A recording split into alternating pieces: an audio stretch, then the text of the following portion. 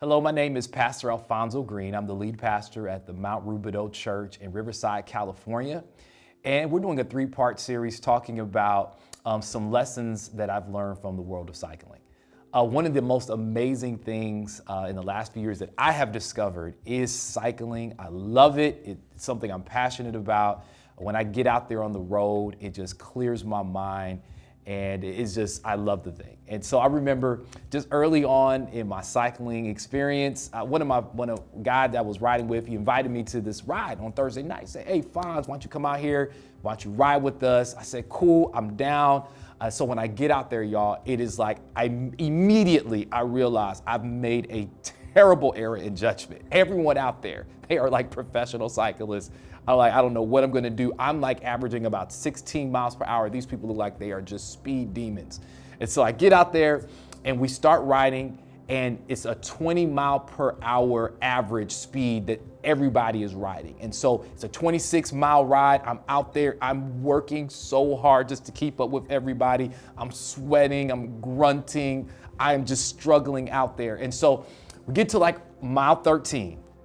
And I am like at the end of my rope. I don't know how I'm going to continue. And so while we're out there at mile 13, this guy named Tim, this real tall guy, he begins to start pointing at his back wheel. I have no idea what he's doing. He's just pointing at his back wheel. He's pointing at he keeps on pointing at his back wheel. I was like, what is this guy doing? And so I have no idea. And then the next moment, the group just leaves me. I get dropped. That's what they call it in cycling. So I have no idea where I'm at. I don't know how I'm going to get back to where my car is parked. And so I'm like, Lord, I'm in some major trouble out here. Luckily, another guy gets dropped. And so I ride up to him and he takes me back to where our car is parked. So when I get back to my car, I see Tim. And I said, "Tim, I don't really understand what you were doing. You were pointing at your back wheel. Why are you doing that?" And so Tim begins to tell me, he said, "Hey man, the reason why I was pointing at my back wheel is because I saw that you were struggling. I saw that you were exerting a lot of effort. I saw that you were grunting out there.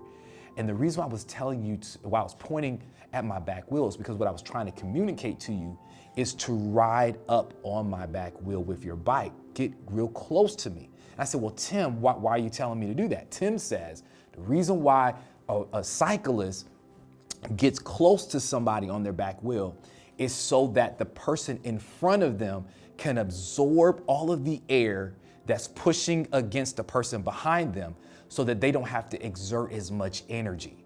And so the reason why I wanted you on my back wheel is because I saw you struggling, and I knew that the way that you could complete your race is not by you continuing to cycle in your own strength, but for you to get in the draft where you could conserve some energy. And is there anybody that knows that Jesus was like my friend Tim? That he's already won the victory, as 1 Corinthians 15 tells us. And that what he's really asking for you and I to do is to just get on his wheel. But how many of us know that too often, you and I, we like to just do it alone. We like to handle our family issues alone. We like to handle our job issues alone. We like to handle our spiritual issues alone. And we're grunting and we're struggling and we're exerting so much energy to complete our race, where Jesus has simply invited us to just get on his wheel. You know, it reminds me of Matthew 11, where Jesus tells us, "Come unto me, all ye that are weary and heavy laden, and I will give you rest. Take my yoke upon you and learn of me, for I'm meek and lowly at heart, and you shall find rest for your souls. For my yoke is easy and my burden is light." We're living just in a time where we're tired, we're struggling. And what God invites us to do is not to complete the race in our own strength, not to figure it out on our own, but he just says, "Hey, why don't you just get on my wheel? I've already absorbed everything for you. If you can just get on my wheel, the effort that you're exerting is not so that you'll complete your race. The effort that you're exerting becomes easy because his yoke is easy and his burden is light."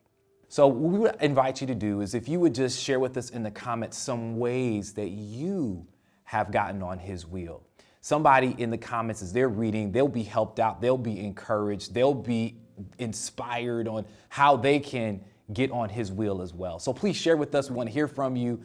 Somebody else needs to hear from you so that we can all learn how to get on his will. God bless you.